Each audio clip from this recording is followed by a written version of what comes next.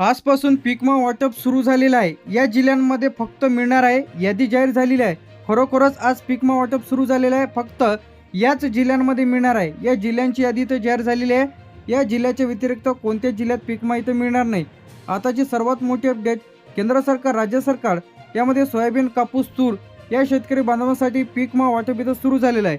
मुख्यमंत्री देवेंद्र फडणवीस, कृषी मंत्री दत्तात्रय भरणे पीक विमा कंपनीला तातडीने आदेश देण्यात आलेला आहे। तर आजपासून जो काही बरेच दिवसांपासून रखडलेला पीक विमा, यामध्ये सोयाबीन, कापूस, तूर वाटप इथं आता सुरू झालेलं आहे। तर यामध्ये अहिल्यानगर, नाशिक, चंद्रपूर, सोलापूर, जळगाव, सातारा, परभणी, वर्धा, नागपूर, जालना, गोंदिया, कोल्हापूर, ठाणे, रत्नागिरी, सिंधुदुर्ग, रायगड, अमरावती, पुणे, धुळे, अकोला, हिंगोली, नंदुरबार, सांगली, बुलढाणा, वाशिम, रायगड, पालघर, ठाणे, छत्रपती संभाजीनगर, नांदेड तर या जिल्ह्यांमध्ये जे काही आता लाखो शेतकरी यामध्ये पात्र ठरलेले आहेत। तर अशांना जे काही पीक विमा केंद्र सरकार, राज्य सरकार आणि पीक विमा कंपनीकडून तब्बल 1219 कोटी रुपयाचा पीक विमा इथं मंजूर होऊन वाटपास सुरुवात झालेली आहे। तर आता यामध्ये जे काही जिल्हे आपण सांगितलेले आहे, तुमच्या जिल्ह्यात किती आहे लगेच तुम्ही तपासा। यामध्ये अहिल्यानगर, नांदेड, नाशिक, छत्रपती संभाजीनगर, चंद्रपूर, भंडारा, सोलापूर, पालघर, जळगाव, रायगड, सातारा तर हा जो निधी आहे ते इथं जमा होण्यास सुरुवात झालेली आहे। तर आता तुम्ही याचा स्क्रीनशॉट काढून घ्या, तुमच्या जिल्ह्यांमध्ये किती जमा झालेला आहे। यानंतर येते आपलं वाशिम, परभणी, बुलढाणा, वर्धा, सांगली, नागपूर, नंदुरबार, जालना, हिंगोली, गोंदिया, अकोला, धुळे, कोल्हापूर, पुणे तर आता ज्या शेतकरी बांधवांना पीक विमा मिळालेला नसेल तर अशाने लेखी अर्ज द्या आणि तक्रार करा। हे कसं करायचं आहे मी तुम्हाला याच व्हिडिओमध्ये सांगणार आहे।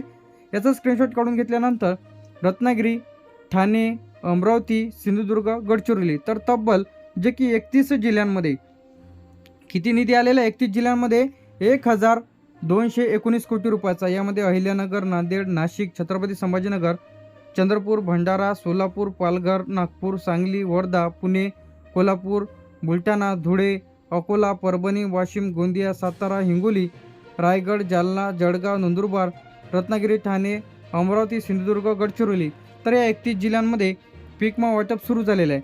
तर आता याची जी काही रक्कम आहे ते कोणत्या शेतकऱ्यांना व कोणत्या शेतकरी बांधवांच्या खात्यामध्ये पीक विमा इथं जमा होत आहे, तर ज्या शेतकरी बांधवांनी इथं पीक विम्याचा फॉर्म भरलेला आहे, जर तुम्ही पीक विम्याचा फॉर्म भरलेला नसेल तर तुम्हाला पीक विमा इथं मिळणार नाही। ज्यांनी पीक विम्याचा फॉर्म भरलेला आहे तर अशांनाच पीक विमा इथं मिळत आहे। ज्या शेतकरी बांधवांचा व ज्या जिल्ह्यातील नुकसान भरपाई तालुके असेल, जिल्हे असेल घोषित केलेले आहे, जर तुमचा जिल्हा नुकसान भरपाई घोषित केलेला नसेल तर तुम्हाला पीक विमा इथं मिळणार नाही। तिसरं जे यामध्ये तुमचा जर पीक विम्याचा फॉर्म अप्रूव्ह झालेला नसेल, म्हणजे तुम्ही जे काही क्लेम केलेला आहे तुमचा जर क्लेम इथं रिजेक्ट झालेला असेल किंवा पेंडिंग अधिक असेल तर अशांना पैसे तर येणार नाही। जेव्हा तुमचा फॉर्म क्लेम इथं अप्रूव्ह होईल तेव्हाच पैसे तर येणार आहे। बँक खात्याची KYC पूर्ण, जर तुम्ही तुमच्या बँक पासबुकला DBT लिंक नसेल तर आताच DBT लिंक करून घ्यायचं आहे, तरच तुम्हाला पैसे इथं तुमच्या खात्यामध्ये जमा केला जाईल, अन्यथा पैसे तर येणार नाही। याचप्रमाणे ज्या शेतकरी बांधवांनी ई-पीक पाहणी केलेली आहेत, आता ई-पीक पाहणीच्या यादीमध्ये त्यांचं नाव आहे, तर अशा शेतकरी बांधवांना पीक विमा इथं त्यांच्या खात्यामध्ये जमा केल्या जात आहे। यानंतर आता ज्या शेतकरी बांधवांनी 72 तासाच्या तक्रार नोंदवलेली आहे, तुमच्या शेतामध्ये नुकसान झालेलं आहे, यामध्ये सोयाबीन असेल, कापूस, तूर असेल किंवा खरीप असेल किंवा रब्बी असेल, ज्यांनी 72 तासाच्या तक्रार केलेली आहेत तर अशा शेतकरी बांधवांचा पीक विमा इथं मंजूर झालेला आहे। आता कोणत्या शेतकरी बांधवांना पीक विमा इथं मिळणार नाही आहे, ज्या शेतकरी बांधवांनी पीक विमा फॉर्म भरलेला नाही किंवा त्यांचा क्लेम मंजूर झालेला नाही तर अशांना पीक विमा इथं मिळणार नाही। ज्या भागातील नुकसान भरपाई ग्रस्त जाहीर झालेले जिल्हे नाही आहे तर अशांना पीक विमा इथं मिळणार नाही। ज्यांनी 72 तासाच्या तक्रार केलेली नाही तर अशा शेतकरी बांधवांना पीक विम्याचा फॉर्म इथं रिजेक्ट झालेला आहे, अशांना देखील पैसे तर येणार नाही। आता ज्यांनी ई-पीक पाहणी केलेली नाही परंतु पीक विम्याचा फॉर्म भरलेला आहे, जर तुम्ही ई-पीक पाहणी केलेली नसेल तरीसुद्धा तुम्हाला पीक विमा इथं मिळणार नाही। ज्यांचा क्लेम इथं रिजेक्ट झालेला आहे, म्हणजे पीक विमा कंपनीला जे काही तुम्ही दावा केलेला आहे ते जर रिजेक्ट झालेला असेल तर पीक विमा तुमच्या खात्यामध्ये इथं जमा होणार नाही आहे।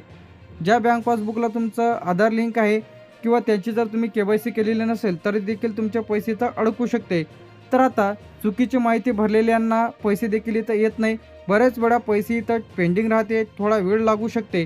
तर आता यासाठी लेखी तक्रार अर्ज सेवामध्ये माननीय प्रति अधिकारी पीक विमा कंपनी, तर नाव लिहिलं नाही तरी चालेल, तुमचं तालुका लिहा, जिल्हा लिहा. पीक विमा रक्कम मिळाल्याबाबत न मिळाल्याबाबत तक्रार अर्ज अशा प्रकारचा विषय आहे. पण महोदय मी खालील सही करणारा अर्जदार तुमचे नाव लिहा, राहणार तालुका जिल्हा, सण लिहायचं तुमचं 2024 आहे, 25 आहे, 26 आहे, जे काही असेल ते लिहा. खरीप आहे की रब्बी आहे, हंगामासाठी माझे शेत, त्याचप्रमाणे पीक विमा फॉर्म भरलेला आहे, माझी पॉलिसी क्रमांक, त्याचप्रमाणे माझ्या शेतातील पिकाचे नुकसान यामध्ये लिहायचं दुष्काळामुळे झालेला आहे, अतिवृष्टी, पूर, कीड रोगामुळे.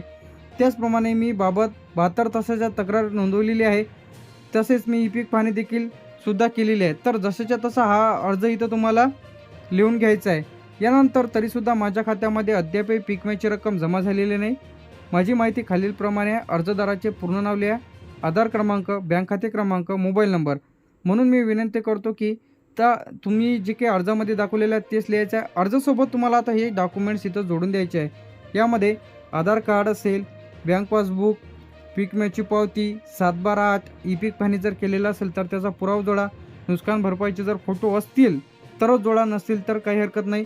72 तासाच्यात जे काही क्लेम केलेलं आहे ते जर आय डी तुमच्याकडे असेल तर त्यासोबत जोडा. मोबाईल नंबर लिहून द्या. लेखी अर्ज तुम्हाला द्यायचा आहे. ज्या कोणा शेतकरी बांधवांना पीक विमा आलेलं नसेल किंवा तुम्हाला एक नंबर देतो 144447, तर या हेल्पलाईन नंबरवरती कॉल करून तुमचा पीक विमा का आलेला नाही, रिजेक्ट झालेला आहे का, पेंडिंगमध्ये आहे का, कधीपर्यंत मिळेल, संपूर्ण माहिती तुम्ही या 144447 तर या हेल्पलाईन नंबरवरती कॉल करून घेऊ शकता. लगेच कॉल करा आणि माहिती घ्या.